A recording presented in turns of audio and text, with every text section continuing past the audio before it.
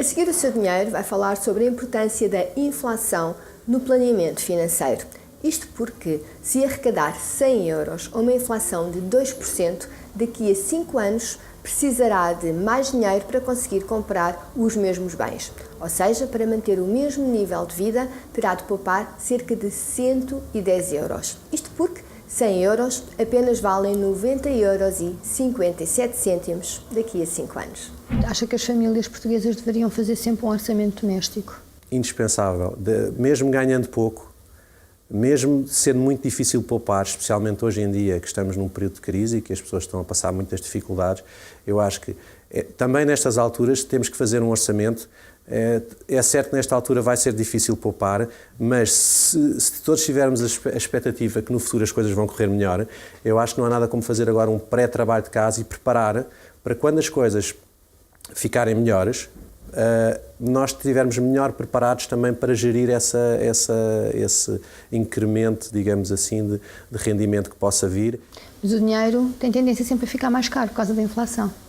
Sim, eu diria que não só na parte, portanto, para quem investe, mas especialmente para quem poupa, a inflação é o grande inimigo. Todos nós tendemos a fazer comparações na nossa vida. Nós comparamos automóveis, comparamos casas, comparamos empregos, comparamos pessoas.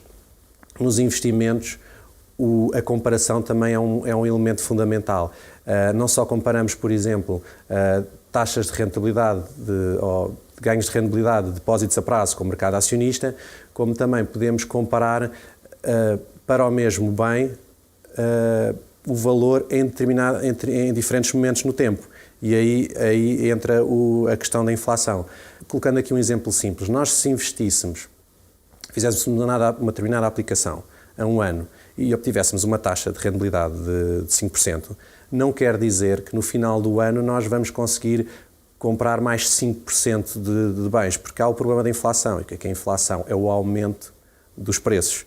Portanto, num exemplo muito simples, eu poderia ganhar no final do ano, ter uma rentabilidade de 5%, mas se a inflação também fosse de 5%, ou seja, se os bens aumentassem de preço em 5%, eu no final do ano ficaria na mesma. Ou seja, eu obteria no meu investimento uma rentabilidade nominal de 5%, mas depois com o efeito da inflação de 5%, obteria no fundo uma rentabilidade real, que é o que para mim me interessa, de zero, ou de aproximadamente zero. E é este o perigo para quem investe, para quem poupa, neste caso, é no fundo saber que com a passagem do tempo, e voltando um pouco ao início da nossa conversa, em que eu dizia que um euro hoje vale mais do que um euro da manhã, o problema é que nós temos que sempre que arranjar um mix de investimentos que tente reduzir ao máximo o efeito da inflação. Há uma teoria que muitas vezes os consumidores utilizam, que é ao aplicarem o dinheiro em depósitos a prazo que dão uma rendibilidade de 2%. É como se não estivessem a ganhar dinheiro, porque estão abaixo da inflação. Lá está, esse é o grande problema. No fundo, nós pensamos que no final do ano vamos ter 2%, isto sempre falar em impostos, mas simplificando, mas o problema é que se a inflação for 2 ou 3%, nós podemos ter uma rentabilidade zero ou mesmo negativa, porque se a inflação for superior à rentabilidade dos depósitos a prazo, a rentabilidade pode ser real, pode ser negativa. E por isso é que muitas vezes nós alertamos para os nossos clientes e investidores que o facto de nós investirmos apenas em aplicações de risco muito reduzido pode ter esse efeito perverso. E, portanto, daí a lógica da nossa sugestão contínua de fazer uma diversificação da carteira por instrumentos e aplicações com diferentes tipos de risco, para que haja esse tal efeito de diversificação e não estejamos demasiado conservadores em aplicações em que à partida tem um risco muito reduzido, mas que depois esse risco